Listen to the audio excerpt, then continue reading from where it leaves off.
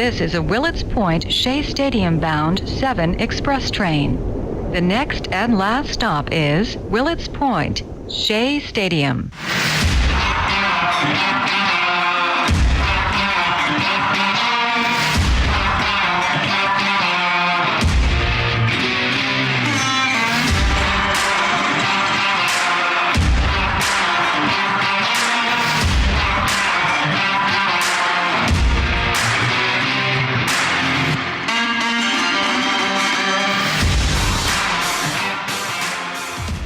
Oh, yes, it is the Subway To Shea Podcast. Anthony Rivera here with you, talking about all the news and happenings surrounding that team from Queens, the New York Mets. You can follow the show on Twitter at Subway To Shea. Listen and subscribe to the show on Anchor.fm, Apple Podcasts, Spotify, Google Podcasts, Radio Public, Breaker, and Pocket Cast. Make sure you turn on those notifications to never miss an episode of Subway To Shea. Please take a few minutes to write me a review. Let me know what you think of the show, things that you like, things that you don't like. I want to know how to make this show better for all you Met fans out there. So let me know what you think. Also, on Apple Podcasts, leave me a 5-star review if you really like it. That way I could climb up the rankings in Mets podcasts and in baseball podcasts so that more Met fans can see the Subway To Shea. So please, write me a review. Let me know what you think. I would really appreciate it. You can also find Subway To Shea on YouTube. This podcast is now available every Thursday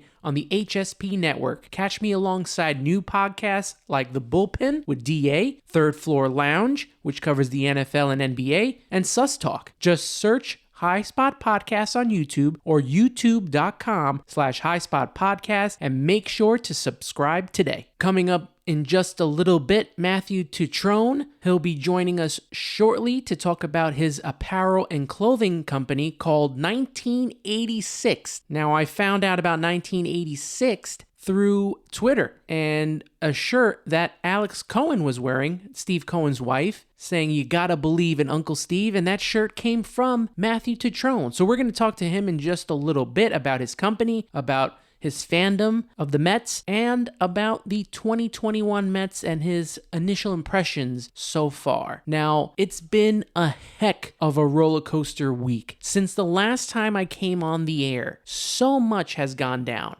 So much. Now, I gotta thank Michael Barron for coming on with us. Great interview, great breaking down and previewing the season with him and talking about the Lindor contract. Now, when we were talking about it on the air on Wednesday, nothing had been settled yet. There was no contract at that time, so we were trying to figure out if this contract would get done. And it did. Maybe a couple of hours after the show was posted, on Wednesday, we found out Wednesday night that the Mets and Francisco Lindor came to an agreement on a 10-year, $341 million extension, and that was made official on Monday. Now, Lindor had his press conference, and my two favorite lines from his press conference was a line that he said to the fans. He goes, to the fans in New York, here we go, baby. And that's, getting you energized, getting you pumped, because he's excited and ready to be here as well. Also, he was asked how he would feel at the end of the contract when he'll be probably around 30 years old, and he goes, I'm going to be a bad mother effer.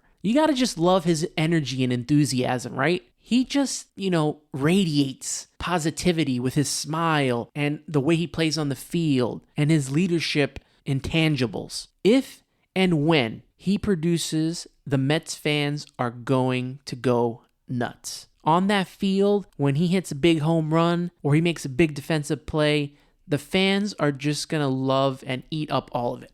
It feels like he is a New Yorker already. He wore the Coming to America jacket, that lovely New York Mets Coming to America jacket. I even want that jacket. So this is going to be a fun ride for the next 10 years with Francisco Lindor. Can you believe that? 10 years we get to see Francisco Lindor play for the New York Mets. And I'm very excited about it. And I know you guys are too. A lot of people were getting upset, and there were even some that were complaining that this deal wouldn't get done. And they were talking about the Mets being at 300 or 325, and then Francisco Lindor being at 12 years and 380. We said that they would meet in the middle. That's what I thought. I thought that they were going to do 11, maybe 350, but they kept with the 10 years and the AAV just went up. So now Francisco Lindor will make 341. He's happy. The Mets are happy. I'm pretty sure Steve Cohen's happy, especially after the dinner that they had together. And even Francisco Lindor thanked Alex Cohen. They're both of Puerto Rican heritage, and they got along right off the bat, and she helped along with this whole process, and it's great that it got done. They gave the Mets the deadline to opening day, and I expected right up to opening day that it would get signed, and it did. So congratulations to the Mets. Congratulations to Steve Cohen, especially huge congratulations to Francisco Lindor, who will probably now be a Met for the rest of his career. He will probably be in this New York Met uniform for the rest of his career. And if he wins the World Series here and is a big part of that, this will go down as one of the greatest trades in, definitely in Mets history, but maybe baseball as well. You know the big trades the Mets have made to bring in Mike Piazza. They went to the World Series, but they didn't win it. More so on the lines of a Gary Carter, who when he came here, they won the World Series. And also Keith Hernandez. He came a few years before that, but they also won a World Series, him and Carter together. So if Francisco Lindor can win a World Series and pull that off, he's going to be loved here forever. So the Mets got this signing before opening day with the Washington Nationals. So then we go to Thursday. Wednesday night, the deal was signed. We go to Thursday, and opening day was canceled. Why? Well, there were a couple of COVID cases with the Washington Nationals. And as soon as I heard that, I said to myself, you know what? Just pack your bags up and go to Philadelphia. I'd rather have the series canceled and be safe than to play the Nationals and eventually have someone come up with COVID on the Mets. That was my initial, thought process with that whole situation. So on Thursday, opening day was postponed. Then, I think it was Friday afternoon, they postponed the rest of the series. I don't know too much about who or what happened with the Washington Nationals and how the COVID cases came out or how these guys got COVID. We're all human. I wish them nothing but health and that they get healthy from this virus that's been going on. I was very upset that we didn't get to see Mets baseball all weekend. So I had to watch other stuff. I even had to tune in a little bit to see what the Yankees were doing because I just needed baseball. So it was a little sad all weekend not having baseball. So you go from that very high up on Wednesday evening when Francisco Lindor signs. Then you go down, going down the roller coaster because the Nationals games were canceled, were postponed, I guess is the better term to use. But they were postponed. So all weekend, no Mets baseball. Then we go, before that, it was disappointing, but those games will be made up. And let's talk about that real quick. June 19th is a doubleheader. June 28th, instead of having a day off, they're going to play on that day, on June 28th. And that's going to be just one game. Then September 4th is another doubleheader. All games will be at Nationals Park, and I hope that we can get through this season with a whole lot less of COVID issues.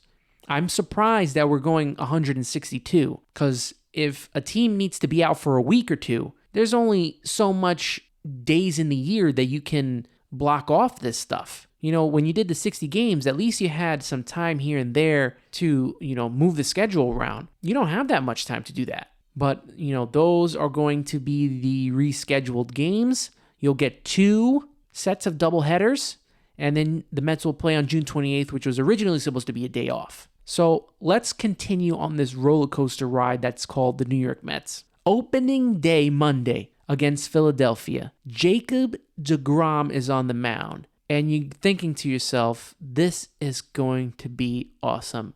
Great record against the Phillies. He's been great on opening day. I don't think he's even given up an earned run yet on opening day. He faced the Nationals in 2019. He faced and won that game against Max Scherzer. I think it was like 2-0 or something like that. Then he faced the Braves last year at home, and the Mets won 1-0, but, he didn't last too long in the game. He got taken out, I think, in the 5th or the 6th before they scored on the Yoenis Cespedes home run. But they won that game as well.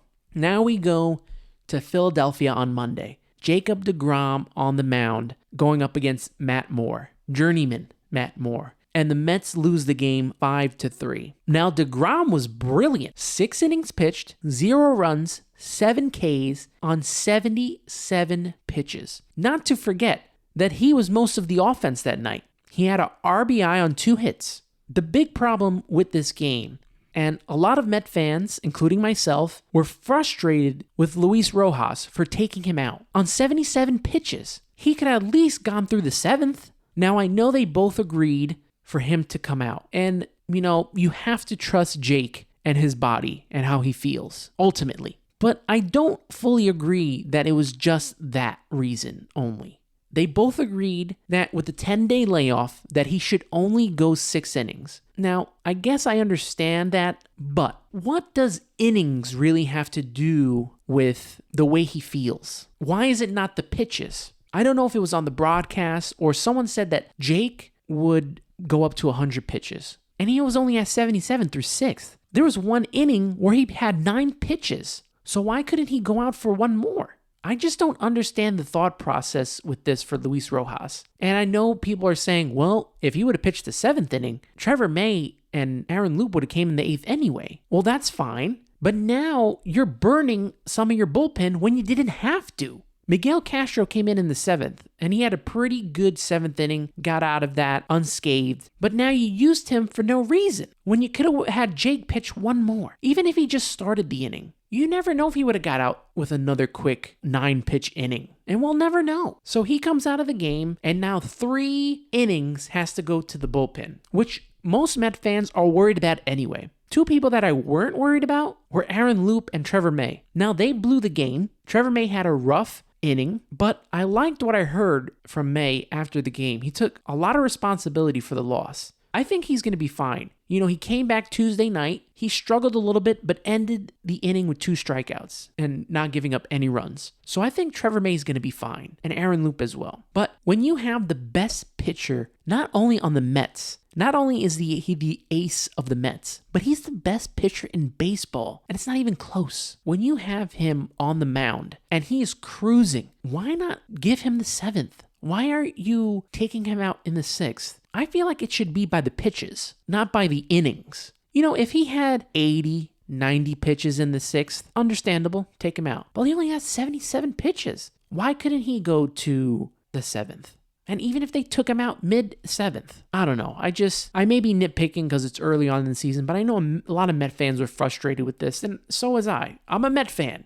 I do this podcast for the Met fans, and I know we were frustrated about Jake being taken out early. And if you're going to save him for later on in the season, then he better be pitching. If he's pitching a shutout and not that many pitches, you better leave him in and let him finish the game. Let him do his stuff. That is a game the Mets should have won, and they didn't. Another thing that Luis Rojas did was he started Kevin Pillar over Dom Smith. Pillar played center field. He had a great play in the first inning, and they had Brandon Nimmo out there in left. I don't understand why Dom couldn't go up against the lefty. And what I heard was Rojas saying that, lefty versus lefty. I don't want him in there against the lefty. And Pillar hits lefties better. But in all honesty, Dom is such a great hitter, and he's been hitting against lefties. Already, game 1, and I'm already confused with some of the moves Luis Rojas has been making, and his explanations have not been great either. The fact that throughout this entire series with the Phillies, the fact that Gary, Keith, and Ron seem to be confused with almost every move that Luis Rojas makes is a very telling sign, and it's very worrisome. I really want to see Rojas succeed here, but I'm very concerned if he is ready for this spot yet, because this Mets team is ready to go. They're ready to compete, but if the manager is making these oddball moves, is he someone that's going to cost the Mets games like Mickey Callaway did in 2018 and 2019? That's what I worry about with Luis. I hope I'm wrong. I hope that he gets in the groove. But this first series was a little bit worrisome. Now, in Game 2 on Tuesday, the Mets won 8-4. Great performance by Marcus Stroman. 6 innings pitched, 3 hits, 1 earned run, 2 walks, and 3 strikeouts. Dom Smith and Pete Alonso, both with 2-run home runs. Pete Alonso is off the gate on fire, playing well on the field, making great defensive plays, trying to get into his inner Keith Hernandez there at first base. And then you have him hitting well. He almost gave the Mets the lead in the ninth on the Monday Phillies home opener. But the bullpen still struggled. Even with an 8-1 lead, the bullpen was still struggling. Miguel Castro came in, and you got a little worried. They brought Trevor May back out there as well, and he struggled a little bit. He got out with the 2 strikeouts, and then Jeurys Familia struggled. Now, I mentioned on Twitter that I've seen everything that I've needed to see from Jeurys Familia. Ever since that Connor Gillespie home run in 2016, he's never been the same. 17, 18, 19, 20. How much more do I need to see? It's not that I want him to fail. I want him to do well, and I want him to pitch well. But what I see on TV as a fan, what I'm watching, how can I think any other way? Because you see the same stuff every season. Yeah, he got out of the inning and the Mets won the game, but it still doesn't look like he's, over the hump. Yes, 1 game, got it. 10-day layoff, got it. But we're not going to be able to hear these excuses all season long. At some point, the production needs to get better. And I know I'm not a baseball player, but I can only do what I do here, podcasting, as a fan. And like you fans, you watch, and you're going to be critical. We're all going to be critical of what we see. And I'm very worried about this bullpen. Very. This series against the Phillies was not a great start for the bullpen. Whether Citizens Bank Ballpark is a bandbox is neither here or there. But the bullpen struggled. Then you go to the Wednesday game.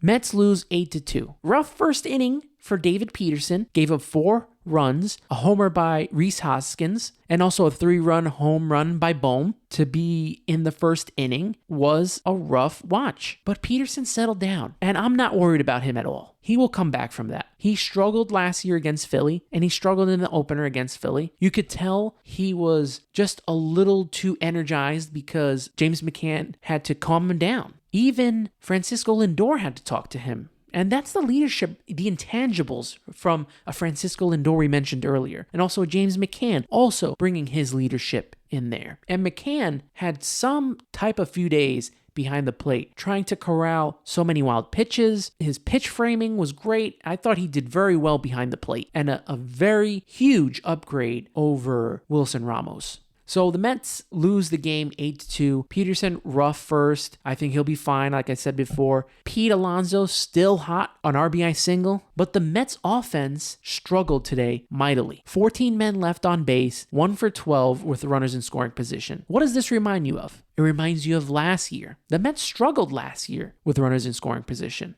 You got to hope that they get over this hump. Last year they struggled so much, but they had all these men on base. The batting average was great, but they just couldn't get these runners in. And they need to figure out a way to do that. They need to get clutch. It has to happen. But that was the first series for the Mets. This whole week was a roller coaster. Typical Mets week. Good, bad, good, bad. It's up and down, up and down, up and down. I can only imagine what happens when we get to the home opener. Can only imagine. But joining me now on the Subway To Shea podcast is Mattew Tutrone. Mattew is the owner and creator of the Apparel and Clothing Company, 1986. Mattew, how you doing today, buddy? All right, Anthony. How you doing? I'm doing just well. First off, I want to tell you that I love the tagline of your brand. Born from suffering, raised from hope. We're already dealing with that right now at the start of the season, so that's perfect right now. It represents everything of the Met fans to a T. Where did your fandom for the Mets begin? I began when I was a little kid. I was about 7 years old in '86, just kind of coming into awareness of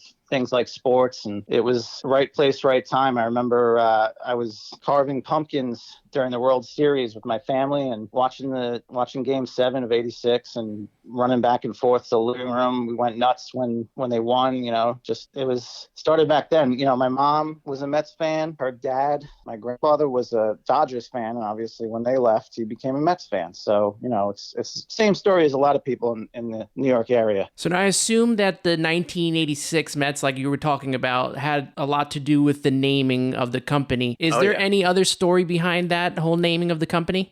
I just thought it was a clever play on words. It was the last time they've won, obviously. So I wanted to sort of exercise the demons of that drought that we've been going through for 35 years now. Yeah. So. And I was born a month after they won in '86. So I totally missed that. I haven't seen a championship yet, but I do from time to time like to go back, whether it's on YouTube or I even have the Let's Go Mets Go VHS, and I like to look back and just reminisce about what a great team they were. You know? Yeah. So definitely. Who was your favorite player on that '86 team? Keith Hernandez, 100%. I'm a lefty. I love to play first base in Little League. So, I still have all my old Little League cards, and they list on the back instead of your stats, they list who's your favorite MLB player. And it's always Keith Hernandez. He was cool. He was a slick fielder. I think he should be in the Hall of Fame. I know that's, a lot of people say he's borderline, but I think he's 100% Hall of Famer for his fielding alone. Yeah, and he's a two-time world champion. Yeah. I mean, he hits in the clutch. I feel like they really need to reevaluate how these guys go into the Hall of Fame. And like you said, he's definitely borderline there, and he does deserve some consideration. Absolutely. Now, once again, I'm here with Mattew Tutrone, owner and creator of the Apparel and Clothing Company 1986. So how I found out about 1986 was on Twitter. I saw a picture posted, I don't know if it was by Steve Cohen or by his wife, Alex, and she was wearing a shirt that said, "You gotta believe in Uncle Steve." And it come to find out that shirt was from you. Can you tell us how that whole situation came about? Yeah, that was posted by Alex on Twitter, back when she was on Twitter. So about a year before the sale to Steve Cohen was finally finalized, that's when I kind of started designing and selling the shirts. I was selling them on Etsy at the time. And when I had first, I just had a few designs up at first. And then when I heard about Steve Cohen possibly buying the team the first time back in 2019, I didn't really know who he was. I looked into him, did some research. I said, this guy is great. He would be a great owner. He's a lifelong fan. He's got obviously a ton of money, but very smart, analytical mind. So I said, this is awesome. Like, I really would like this guy to end up buying the Mets. So I just made a shirt and it just said, "I heart Steve Cohen." Very simple design. And, it didn't really sell too much. And then the deal fell through a few months later. So, I didn't think about the shirt anymore. I was actually going to take it down from Etsy. But I guess Alex, it must have been brought to her attention that the shirt was out there on Etsy, because she bought one. And I guess some of her friends bought them. And she kind of reached out to me. She sent me a message and just thanking me for the shirt and saying she loves it. And, when the second deal started, I decided I got to make a new shirt, because if he's still going for the Mets at this point, he's gonna get it. This guy's persevering. You can't count this guy out. So I decided to make a new shirt. I came up with the idea for the "You Gotta Believe in Uncle Steve." I'd seen on Twitter fans calling him Uncle Steve. I thought that was great. That's such a great nickname for the guy, because he is, like your rich uncle, your benefactor coming in and helping you out. So, and then obviously paired with "You Gotta Believe," there's not a more Mets slogan than that. So, and it rolls off the tongue. So I thought, okay, that's a great design for the shirt. Great slogan to put on a shirt. And because Alex had ordered previously, I just sent her a new shirt on, just kind of, let's see if she likes it, So sure enough, when the deal went through, she's wearing the shirt in the picture on Twitter. And it blew my mind. I was running around my apartment showing my wife. I was texting, I was getting texts from friends. I was texting my family. It was pretty cool. So, she seemed to like it, obviously. So that's pretty cool. Yeah, I can't even imagine just that feeling you see her in that picture with a shirt that you created, that you made, and to see the owner of the team who has become so popular now with the fan base, to see him with that shirt, and it's only good for, seeing them with it on, and then seeing for you, it gives you, good publicity for the website and everything. So, congratulations on that whole situation. That was great. I've been through the website. You not only sell t-shirts, what are some other things that Met fans can purchase from your website? I've got mugs and throw pillows, stuff for around the house. Got masks. Masks are important right now. You're not going to get into Citi Field without a mask. Absolutely. So you can definitely buy some masks. I'm creating more designs all the time. I have a ton of ideas, a long list of ideas that I'm developing for new designs. So, you got to check back frequently. You sign up for the mailing list, and obviously on social media,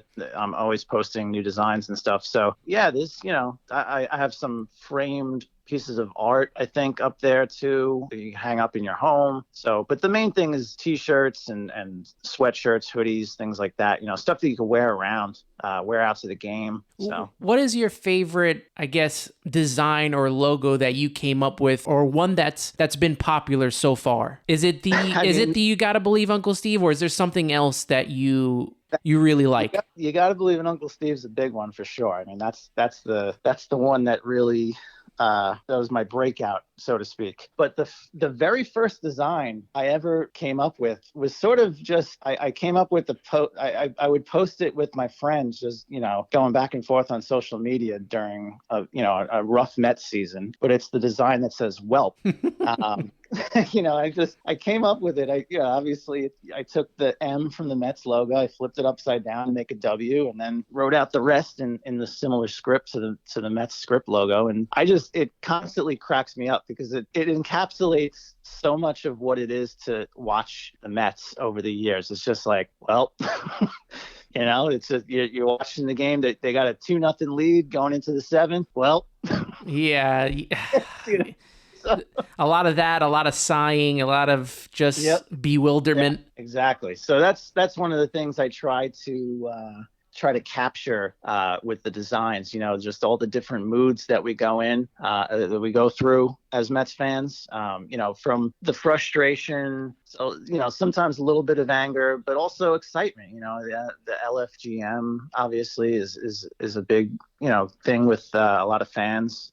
Pete Alonso is always signing off in his post-game interviews with it. So you run the gamut of emotions being a Mets fan. It's really a wide range of Mets moods, I like to call them. Speaking of Welp and these 2021 New York Mets, what are your initial impressions of what you've seen so far? I chuckle a little bit because this has been, since I did my last podcast last week on Wednesday, from Wednesday till this Wednesday, it's been, the only way I could term it is a Mets week. Yeah. A typical Mets week. You sign Lindor, then the whole weekend series is canceled. Then you start here, you have the whole deGrom debacle. You have the big win on Tuesday with Stroman, and then on Wednesday, they flat out, get crushed. And the bullpen is the same as it was in 2020. It's been just such a Mets week. What are your impressions of what you've seen so far? I mean, there's definitely potential. There's definitely promise there. We knew going into the season, the bullpen was going to be a question mark. We knew, guys like, we thought the guys like Familia and Betances would be the question mark, but it's turning out maybe some other guys are question marks too. But, it's still so early, everything is kind of, you can't really take too much away from it yet because of the 10-day layoff, because of the stupid Nationals. Just, I said that the season doesn't start until Saturday because that's when this whole 10-day layoff is over with. So deGrom, if he's pitching a shutout, he better be pitching 7 innings. Yep. There's no excuses. No more excuses after this. Yeah. Baseball is such a, you got to get into a rhythm to really play well, obviously, and they're just not in their rhythm yet. So we got to wait and see, like you said, till Saturday. I think that's really the unofficial start of the season. And it's interesting that you bring up rhythm because last year the Mets kind of started to get on a little roll before, I don't know if it was when they were in Miami or what happened, that where COVID hit and they were out for like a week. Yeah. And then that kind of, they could never recover. It derailed the season. I'm 100% convinced of that. It's going to be a very, very interesting season. I know you're looking forward to it. I'm looking forward to it. You know, yeah. I post a lot on Twitter, and I do make fun of the bullpen. I did a lot, during Wednesday's game. I made fun of a lot of the bullpen, but I do want to see these guys succeed. Like, even though Familia may do bad, or Betanzas, or Jacob Barnes, or whoever, Gazelman, even though, I may post these things sometimes, I do want to see them succeed. I want to see them do well. I think we all do. Of course. And they seem like good guys. They have a world of potential. Trevor May came in here. It was very exciting to see what he did in Minnesota, and he has the connection with Hefner. It's, they have all these guys they brought in, and they definitely have the potential to be a very good bullpen, but it's just, they got to get, like I said, in that rhythm, I guess that's all there is to it. Yeah, I could tell you right now, Trevor May is the least person that I'm worried about. And also, even after a rough start for David Peterson, I'm not worried about him either. Oh, he settled down today beautifully. It was, he ended up with I think a better line than Aaron Nola in the end. Yeah.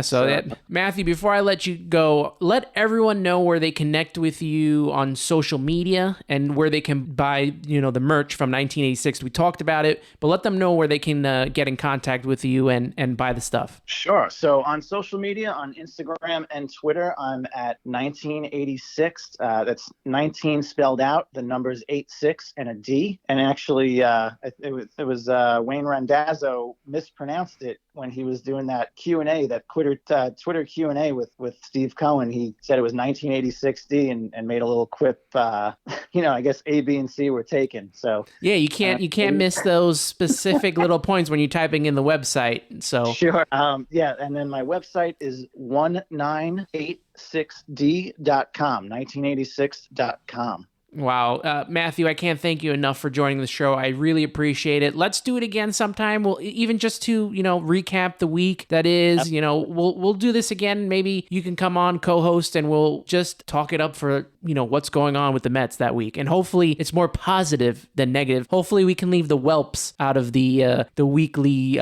episode. I hope so. That sounds great, Anthony. Thanks. All right, Matthew. Thanks so much. I appreciate it, man. All right. Take care. That was Matthew Tutrone, owner and creator of the Apparel and Clothing Company, 1986. Make sure you check out his website and buy some merch. He's got great stuff, and check out everything. He's got stuff from the 86 team. He's got stuff from the 69 team. A lot of good things. The You Gotta Believe in Uncle Steve shirts. I think he's got phone cases, like he said, pillows. He's got a whole bunch of great stuff on that website. Please check it out. Please buy some merch and support Matthew Tutrone and 1986. All right, let's get some final thoughts in here. Mets home opener versus the Marlins coming up on Thursday. Taijuan Walker gets the start. It's going to be his first Mets appearance this season. Saturday, Jacob deGrom back on the mound on 5 days rest this time. So hopefully, if he's pitching well, we don't see Luis Rojas give him the hook early. Marcus Stroman will probably be coming back on Sunday. And then the Mets have a 4-game series against the Phillies, who will be coming to Citi Field. That starts next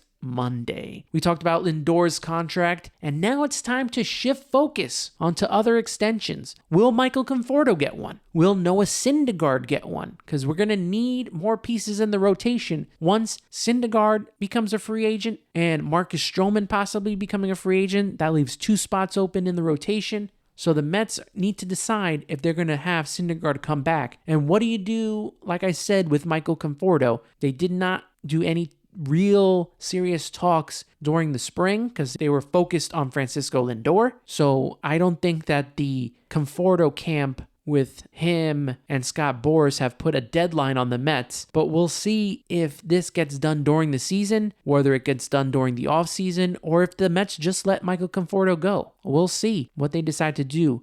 There has been preliminary extension talks with Jacob deGrom, though. I know that his, opt-out is in 2022, so I know the Mets will try to lock him in. I want him to be a Met forever. He needs to be a Met forever. Can't have the same thing that happened to Tom Seaver happen with Jacob deGrom. When you're the best pitcher in all of baseball, you don't leave. He needs to be a lifer like, Adam Wainwright was for the St. Louis Cardinals.